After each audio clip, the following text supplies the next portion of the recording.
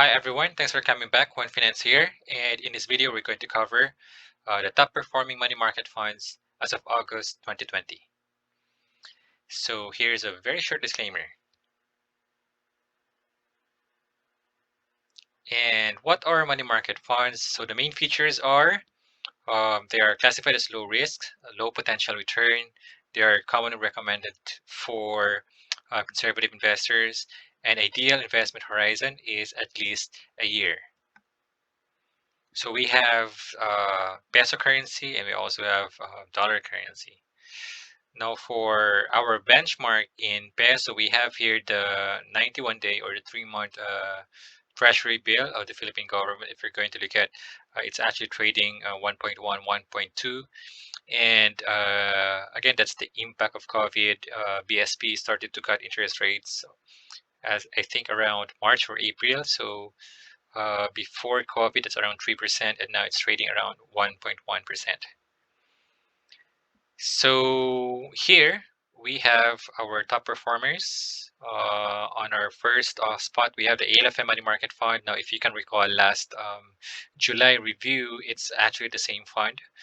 And next, we have the BPI Invest Money Market at 3.10. We have Sun Life, CTBC, and Diversity Money Market. So you're looking at a 1-year historical net returns, so net of taxes and fees.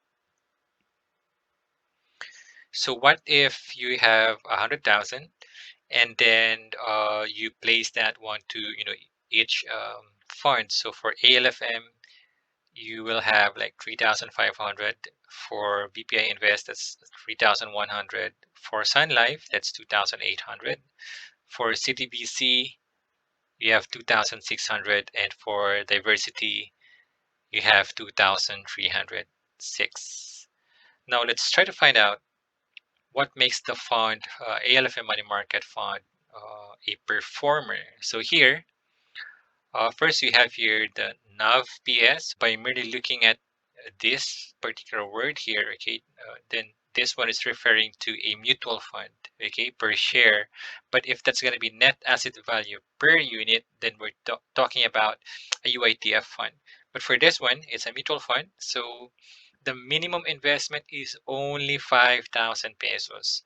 And the additional, it's 1,000. So if you are a student or let's say a part-time professional, and if you have a spare, 5,000 pesos, you can easily invest in money market funds. So they're very conservative types of investments.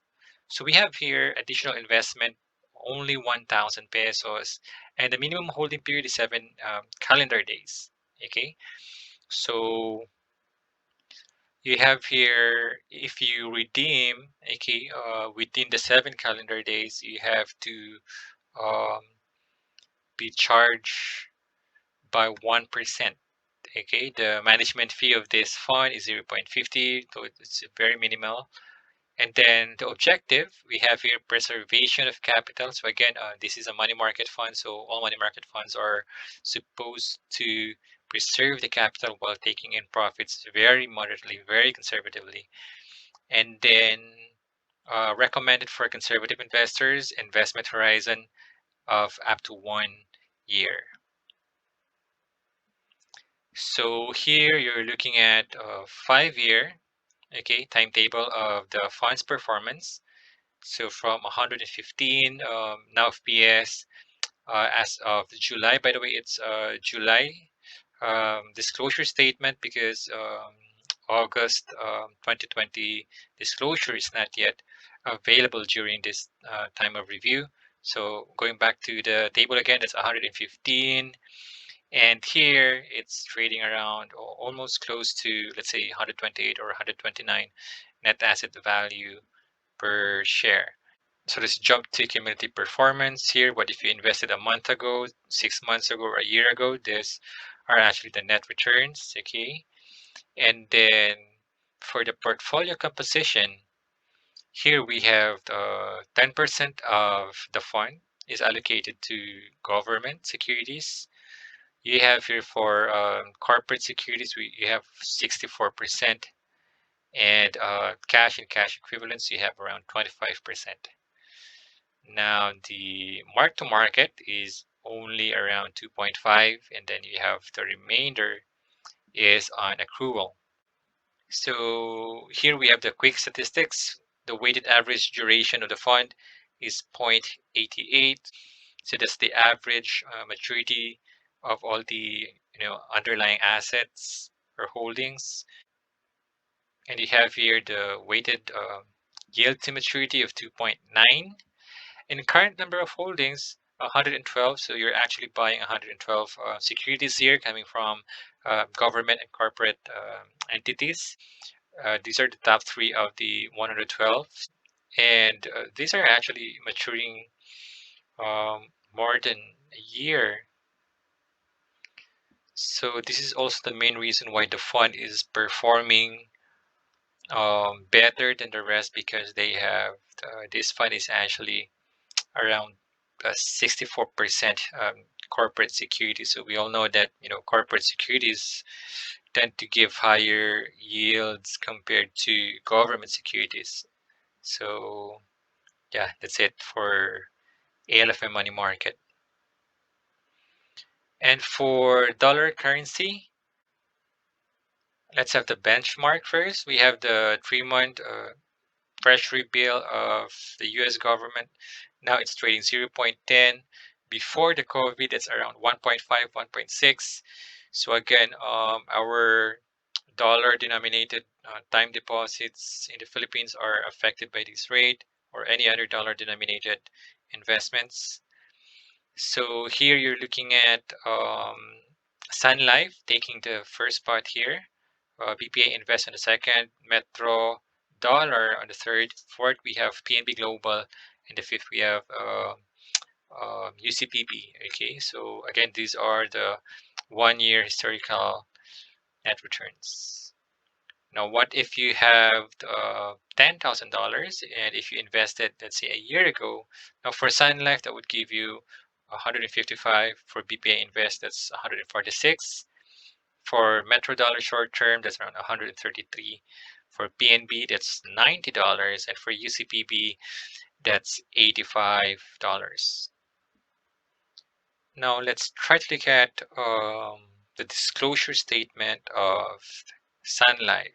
So here you're looking at July disclosure, because the August is not yet available. And here you have the details. You have net asset value per share. So again, NAV PS, so we're talking about a mutual fund. And the minimum subscription is 500. So $500. So you have here the objective is to generate consistent and stable returns. And of course, the recommendation is for conservative clients. So for the top holdings you have here, of course, the number one, we have the money market, and the rest are corporate bonds. Although they did not mention the issuer of those bonds. You also have here the allocation mix. Okay, so majority is allocated to corporate bonds. That's 58%. Money market, that's 15, and the remainder to cash and cash equivalents. You also have here the fund performance.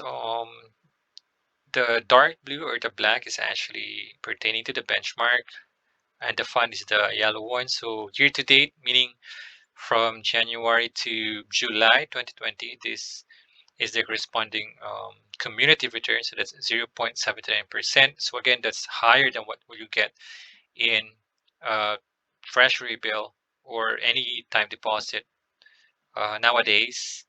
And if you are talking about the 1 year, that's 0.22 versus 1.61 of the fund. So that's above 1%. That's already a decent return, since we're talking about dollar investment.